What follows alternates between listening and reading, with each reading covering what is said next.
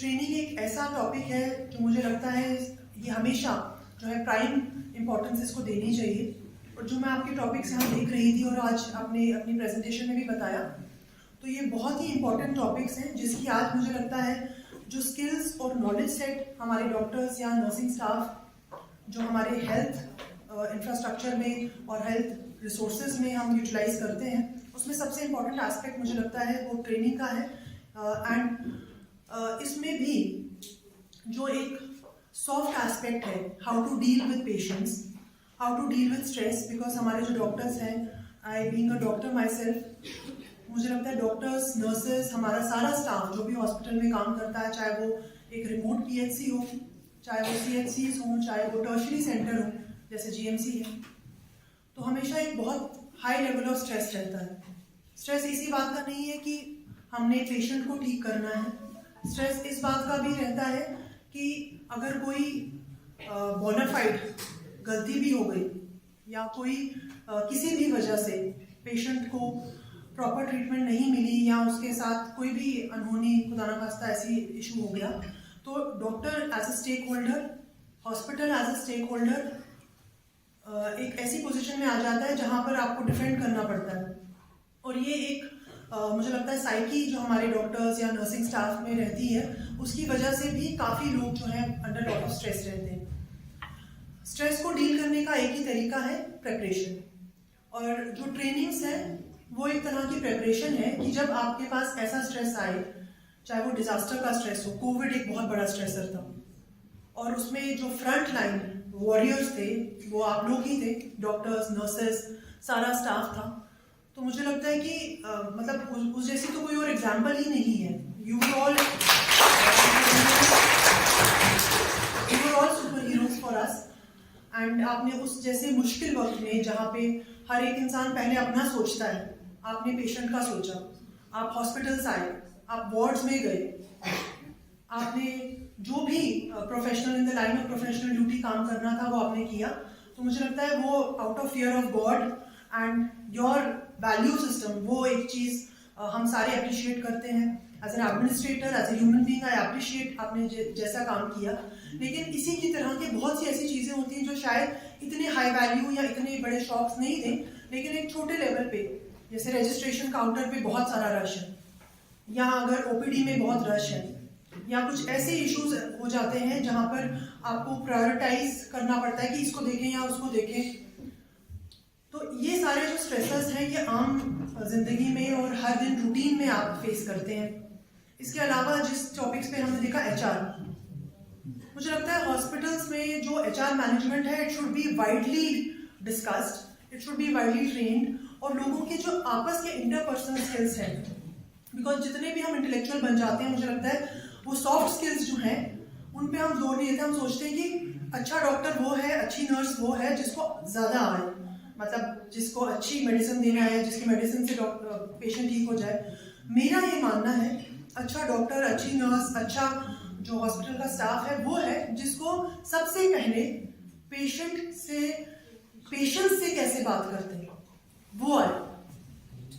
क्योंकि it is very difficult जब आप खुद इतने स्ट्रेस में हो, दूसरे का दर्द समझना वो बहुत मुश्किल चीज़ है और उसके लिए हमें ट्रेनिंग की ज़रूरत है। ये खुदादाद हो सकता है किसी में हो, लेकिन इसमें बहुत ज़्यादा ट्रेनिंग की ज़रूरत है।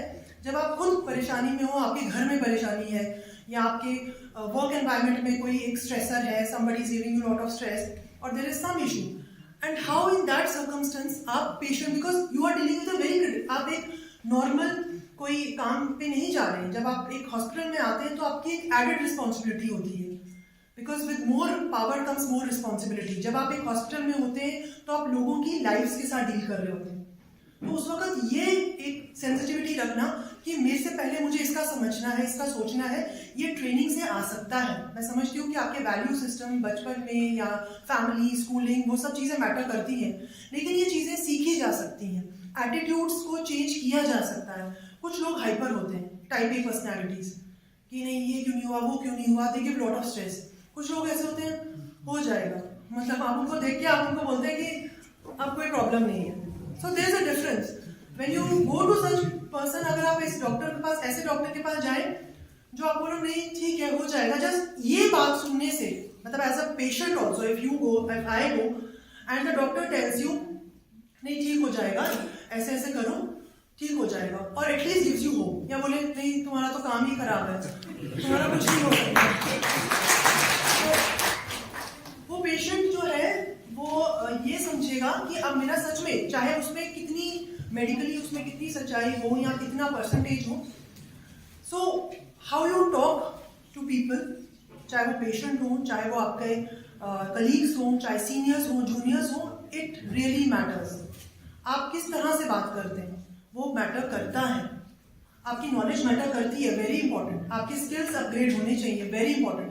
बट मुझे लगता है इस तरह की ट्रेनिंग में और ज़्यादा फोकस इस बात पे कि आपने किस तरीके से डे टू डे जो आपके स्ट्रेसर छोटे बड़े किसी तरह के भी हैं उनको कैसे मैनेज करना है, वो बहुत इंपॉर्टेंट है। मेडिकल नेग्लिजेंस और एथिकल इश्यूज बहुत इंपॉर्टेंट है, क्योंकि दिस इज सीरियस जॉब, मतलब जो भी आप कह लें, आपका काम एक सीरियस काम है, क्योंकि you are dealing with lives of people. So इसलिए अपनी तरफ से कोई बोनाफाइड मिस्टेक हो जाए तो अलग चीज़ है, मैलिफाइड उसमें या केयरलेसनेस, मुझे लगता है उस पर थोड़ा ध्यान देने की हमें ज़रूरत है कि केयरलेसनेस नहीं होनी चाहिए, ठीक है चलता है, वो चलता है एटीट्यूड की, एटीट्यूड से आता है। अगर आप डिसाइड कर लें कि नहीं चलता है, मतलब 10 बजे बोला है आने के लिए तो 10 बजे आएंगे, 5 बजे जाना है तो ठीक है, मतलब you have to be like professional. So professionalism is something which I think जब तक आप अपने काम में प्रोफेशनल नहीं होंगे, पर्सनल लाइफ में भी it will have a very bad effect. If you are professional, if you are doing work ethically, definitely your personal life will also improve. मुबारकबाद आप सबको दोबारा देना चाहूँगी कि आपने ये यहाँ ऑर्गेनाइज किया। ऐसे ही बहुत सारे प्रोग्राम्स जो हमारे ऑलरेडी वर्क कर रहे हैं, डिफरेंट पोजीशंस पे हैं, फार फ्लंग एरियाज में है, उनके लिए भी होना चाहिए। मैं सीएमओ साहब से भी कहूँगी कि जो ऑन जॉब उनको एक्सपीरियंस हुआ है वो एक दूसरे से शेयर कर सकते हैं कि किसको कोई कहीं दूसरी पोजीशंस पे था, जैसे हमने ड्रग डी एडिक्शन पे, I am so passionate about it कि this is something which we really need to do and we really need to innovate, we need to bring new ideas from people जिन्होंने इस पे काम किया है या जो इसके बारे में पैशनेटली सोचते हैं। अगर आप किसी चीज के बारे में दिल से सोचेंगे आपको आइडियाज आएंगे, ये हो ही नहीं सकता आपको आइडियाज ना आए। So I really believe when you talk to each other, if you have an idea and I have an idea, we exchange that idea, we both will have 2 ideas. So I believe कि इस तरह की conversations, it should not be one way. आप एक दूसरे से share कीजिए, सीखिए एक दूसरे से एंड उसको यूज कीजिए लोगों की बेहतरी के लिए। मतलब I think that is the purpose. Government service का मतलब ही ये होता है कि हमें लोगों की इम्प्रूवमेंट कैसे करनी है। अपना तो हो ही जाएगा, इंशाल्लाह होगा as a byproduct, but अब हमें ये सोच के चलना है कि whatever we do we need to improve the standard. जो हमारे पास पेशेंट आए हमने अपना स्टैंडर्ड जो है वो इम्प्रूव करना है, चाहे वो 1% हो, पर ईयर 1% इम्प्रूव कीजिए, but improve your skills. Thank you so much.